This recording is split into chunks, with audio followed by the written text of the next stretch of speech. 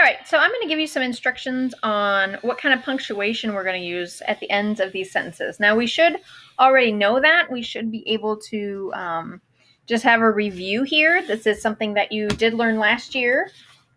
And we've talked about it throughout the year anyway.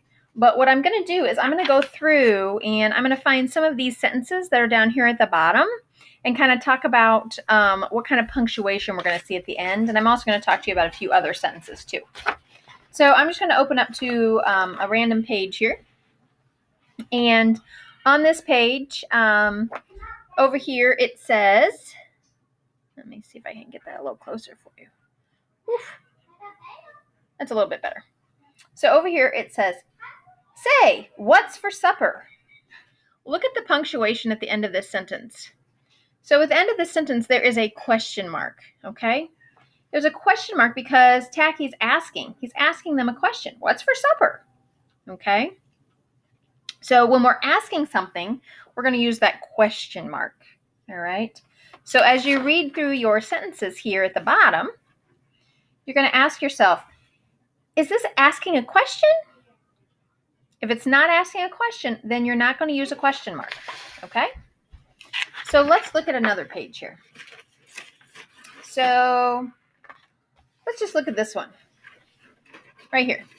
It says, and his pom-poms were never quite right. Are they asking us a question here? No, they're not. They're telling us something. And because they're telling us something, this is what we call a declarative sentence. So they're just giving us information. And the information they're giving us in this sentence is that his pom-poms were never quite right. All right, so they're just going to use a period. So when you look at your editing sheet here, if the sentence is just telling you something, giving you information, then you're just going to simply use a period. All right, there's no excitement about it. There's no question to the sentence. It's not asking anything. So if it's just telling you something, it's declarative, and so it's just a statement with a period. All right, so let's look at one more here. I got a good one here. It's actually on your sheet. So on this one, this is when Tacky and his team are coming out on stage, and Tacky trips. And Tacky says, 1, 2, 3, oh, for crying out loud. First of all, look at how they wrote this text right here.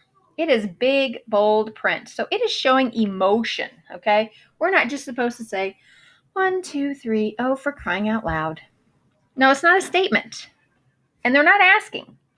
He's doing it because he fell down. There's emotion there. He made a mistake. And so they've printed that text in all capital letters, telling us that it's kind of a loud way to read.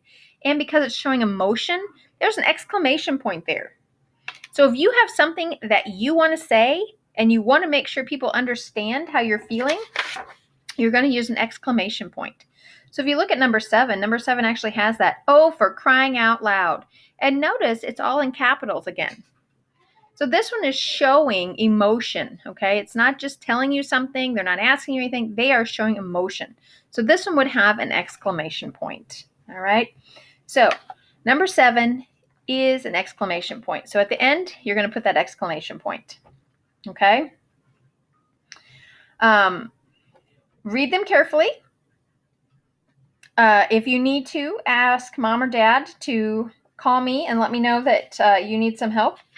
Otherwise, I think since you already know periods are for statements, declaratives, and question marks are for the questions, when you're asking something. And then the exclamation point is for the exclamatory. Okay, so they're exclaiming, they're showing emotion, all right? So you should be able to figure out what to put at the end. But again, if you have trouble, have mom or dad give me a call. All right, have fun with Tacky.